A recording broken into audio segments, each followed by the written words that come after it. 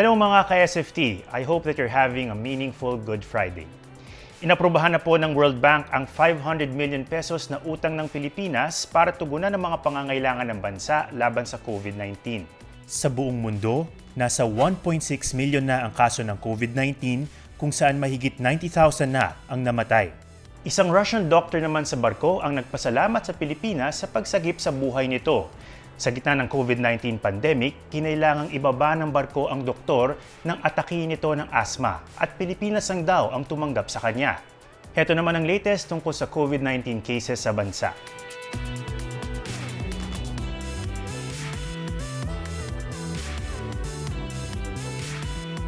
Huwag niyo pong kalimutang i-follow kami sa GMA Stand for Truth Facebook page at sa GMA News and Public Affairs YouTube channel.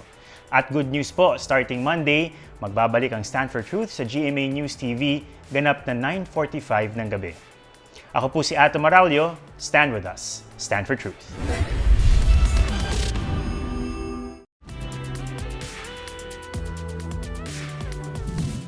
So habang tumatagal po ang lockdown, we're coping with different kinds of challenges. Marami sa ating mga kababayan ay nagugutom at nahihirapan. Our frontliners continue to risk their lives to fight back against this pandemic. Our political leaders are in very difficult conditions because they have to make very, very crucial decisions under the most impossible conditions. Pero bati tayo, mga ordinaryong mamamayan, nahihirapan din po tayo.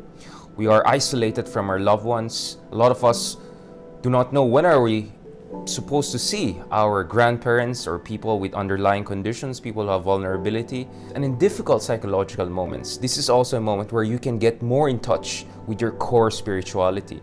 And of course, for Christians and believers across the world, one person that everyone looks up to is Jesus Christ and the message in the Bible. We also have to understand who was Jesus Christ.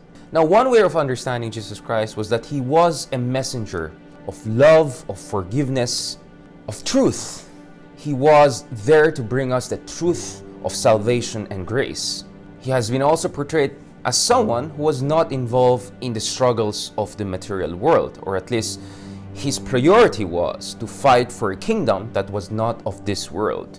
One of the most oft-quoted passages from the Bible is Mark chapter 12 verse 17, whereby it says, "Render to Caesar the things that are Caesar's, and to God the things that are God's."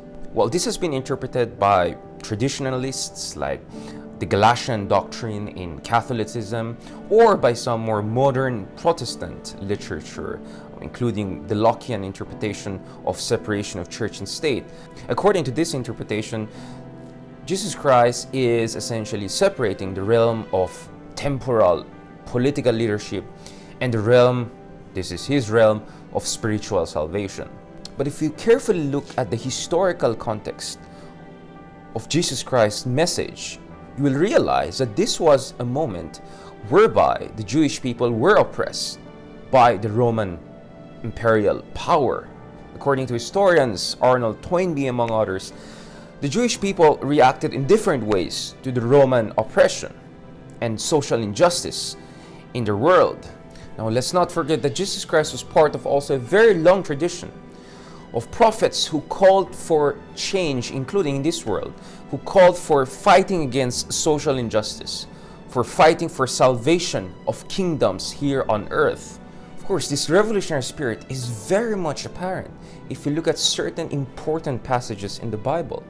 For instance, let's look at Luke chapter 14 verse 26, whereby it says, "If anyone comes to me and does not hate father and mother, wife and children, brothers and sisters, yes, even their own life, such a person cannot be my disciple." But Jesus Christ's call for change and fighting against oppression is also very clear in Matthew chapter 10.